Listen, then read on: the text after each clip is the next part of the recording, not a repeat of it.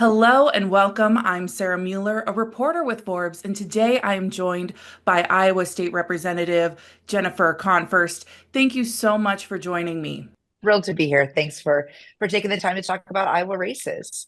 Of course. Now, before we get started, we have an Iowa poll here that the Des Moines Register does, and I want to go through some of those numbers while we talk about the national race at large. So, the Des Moines Register in September had Trump still leading at 47%, with Kamala Harris at 43%. However, her entrance into the race narrowed the points between Trump and her. When Biden was in, it was actually double digits of a difference. And so just tell me your first initial reaction on those numbers and the state of Iowa as a whole as we're looking at this election in just a couple of days.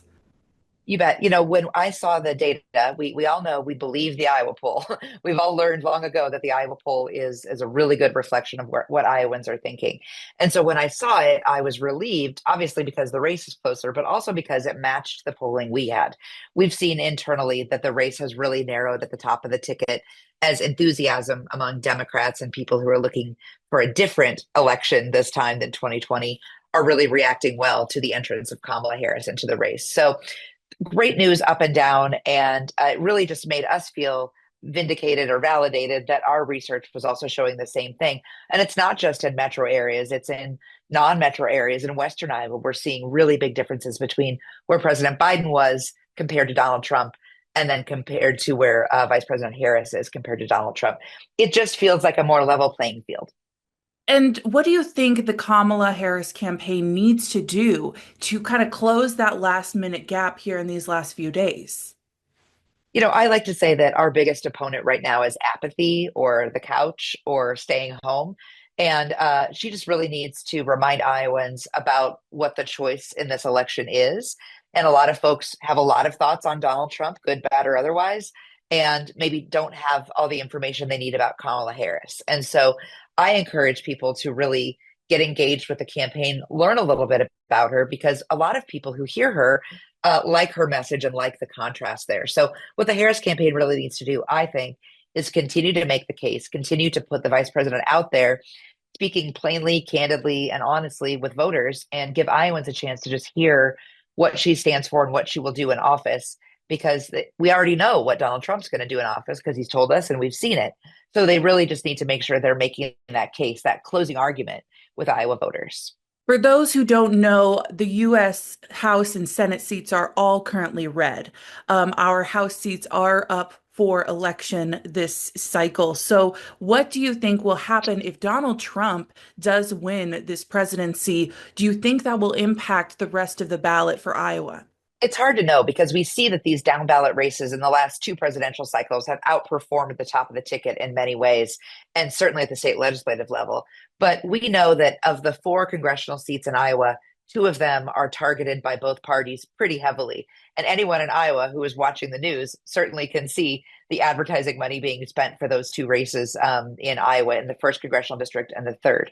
So we see opportunity here, I think, for out of an overperformance at the top of the ticket. If the race is close between Kamala Harris and Donald Trump, that can boost up Democratic performance in those congressional seats. But if Donald Trump wins the presidency, you know, my hope is that we at least have some balance at the congressional level to act as an important check on a Trump presidency. And I hope a couple of those U.S. Congress people are from Iowa. I think a lot of voters are kind of concerned when they look at Kamala Harris as she was Biden's VP, that maybe it will be another Biden administration coming in. So, what do you think the differences are when she comes in versus Biden's administration? Yeah, I mean, I think that we're going to see some real differences. We've heard about them on the trail. You know, Kamala Harris ran against Joe Biden in the primary, so obviously she has a different vision for our country, and she's been articulating that pretty well since July. But I think also voters need to remember that the president stepped back and put the vice president stepped forward because the country wanted a different vision, and that's what Kamala Harris has been really advocating for. So I think it's important that she continues to differentiate herself, but there are also policy, you know, there are policy differences, you know, looking at international relations, all of those things are different. And I think she's done a nice job of articulating that. And we know, like I said before, we know what Donald Trump's going to do. Kamala Harris just needs to continue to tell what she'll do And I think she's been doing that. Now, let's talk about some of those issues that are currently on the table that maybe Iowans really care about. I mean, the whole United States cares about, which one of them is the economy. So, what do you see being different, especially regarding the economy with Kamala Harris administration?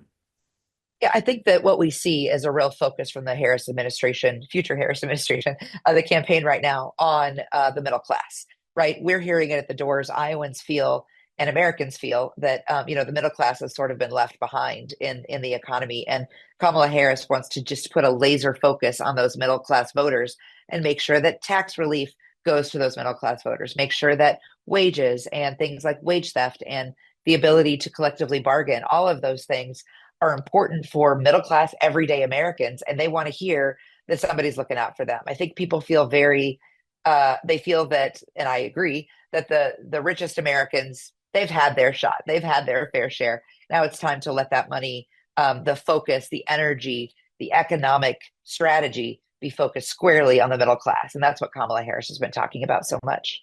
Let's talk a little bit about her selection for Tim Walz to be her running mate. He's obviously our neighbor to the north. He has quite the reputation, just even here in the Midwest. What are your thoughts for her pick there? I got to tell you, I was thrilled when she chose Tim Walz. I've had a chance to meet him a couple times when he's come to Iowa. He likes to troll Iowa and say, "Don't worry, you've passed this terrible bill down there. We'll take you up in Minnesota." So we've had some fun sparring too about real policy and then also which state fair is better. But we know that Tim Walz is a real guy. He's a regular guy. What I like about it the most is just that he speaks the truth. He respects voters. He respects Americans, and he just wants to get in there and do the work that Kamala Harris wants to do for the administration. I think that Midwestern sensibility is really important. We see it reflected in Tim Walz. What you see is what you get with the guy. I've had a chance to talk with him behind the scenes and then see him speak, and he's the same guy. And I'll also say that choosing a candidate from the Midwest was really important, I think, to the Midwest to show that the Democratic Party is not focused on coasts or regions outside of the middle. We're laser focused right here in the middle, and the selection of Tim Walz really solidified that message. Let's switch gears back to Iowa, where we've got two very close races that people are watching right now. The first one is District 1 with Christina Bohannon and the current incumbent, Marinette Miller Meeks. And then obviously we've got District 3 with Zach Nunn, who's currently the representative going up against Lennon Bacom. Tell me some of your kind of initial reactions to these races, what you're seeing on the ground, and how you think the Democrats can flip those seats. What it tells me is that what I know all along, which is that Iowa's really a purple state. We're not a red state. We're not a lost cause for Democrats. And when two of the four congressional seats are targeted as flippable by both parties, that tells you that half of the districts in the state could potentially be blue. We are seeing that the issues that really matter to voters, especially around the economy, reproductive freedom, and public education, are issues that are being closely watched and closely fought in those two races. I see a real opportunity to flip at least one of them, probably both, especially if people turn out. So this is a race where money is being invested heavily from both parties. And that means that turnout operations are there. And, it's again, it's a level playing field.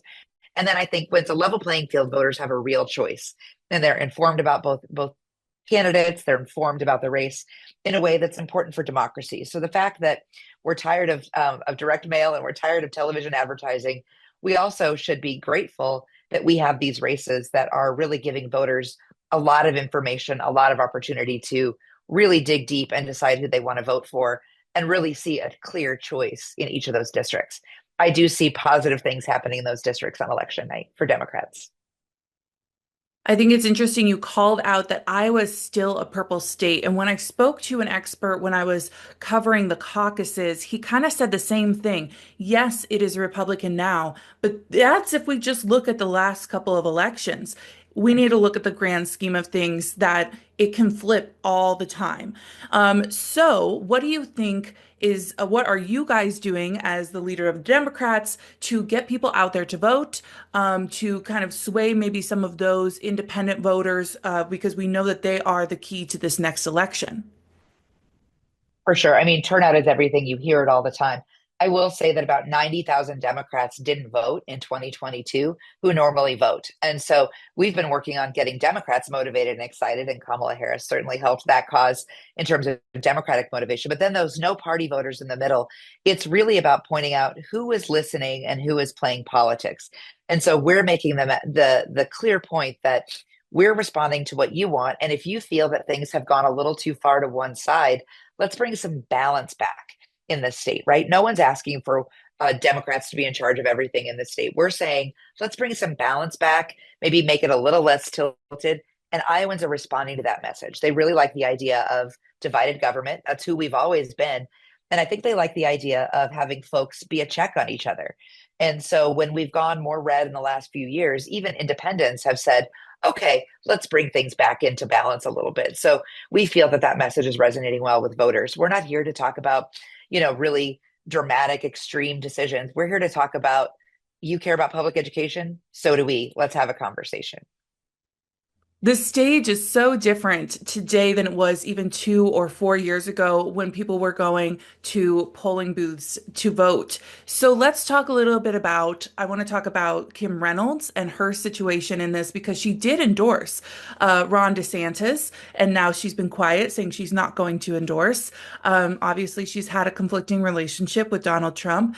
She's also known for some of her policies during COVID and even more recently. So tell me a little bit about what you think the governor's office even has to do with this entire election this season, because she has in the past supported Donald Trump.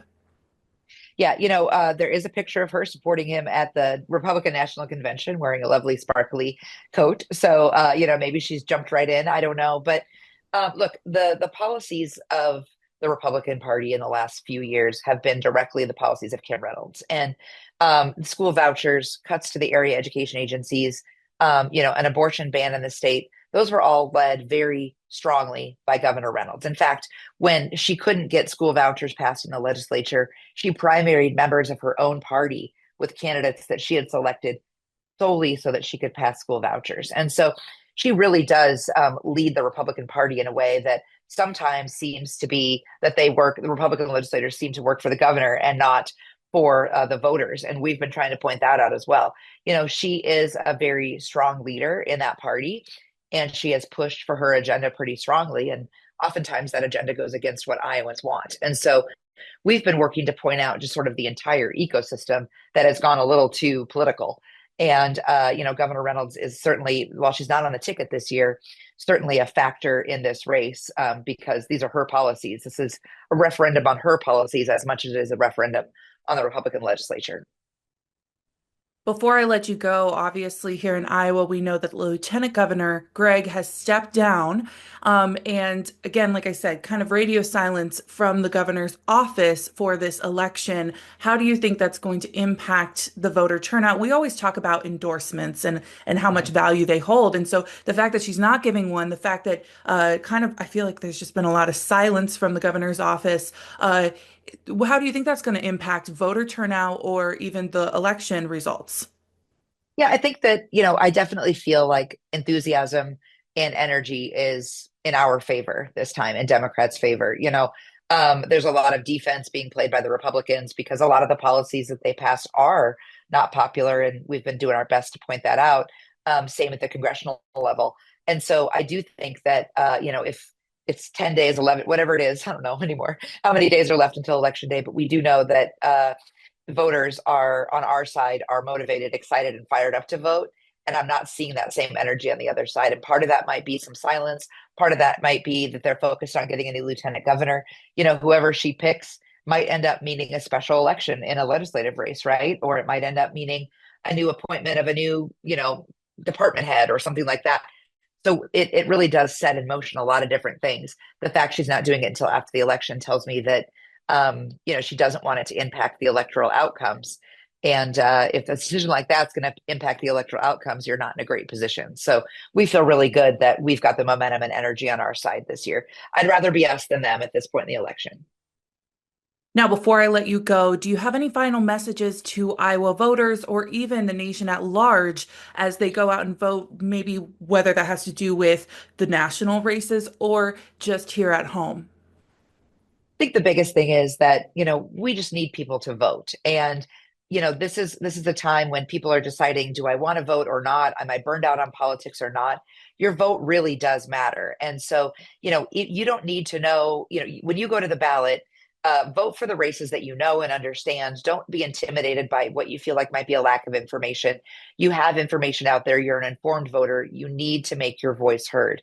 And when everybody votes, when everybody has the opportunity to vote, government is truly the most representative it can be. So we're really trying to get folks out to vote. I'm here to say you should vote for Democrats. Of course, that's my job, but I want everybody to vote. And so that's why I think it should be easier to vote. We want to ensure that people really get out and make their voices heard. These races are close, and you don't have to vote for the same party across the ticket either. Vote for the people you think will be the best leaders. So we encourage folks to vote early in person. You never know what'll happen on election day. So vote early in person whenever you can. Representative Konfrst, thank you so much for your time. We appreciate it. Thank you for having me.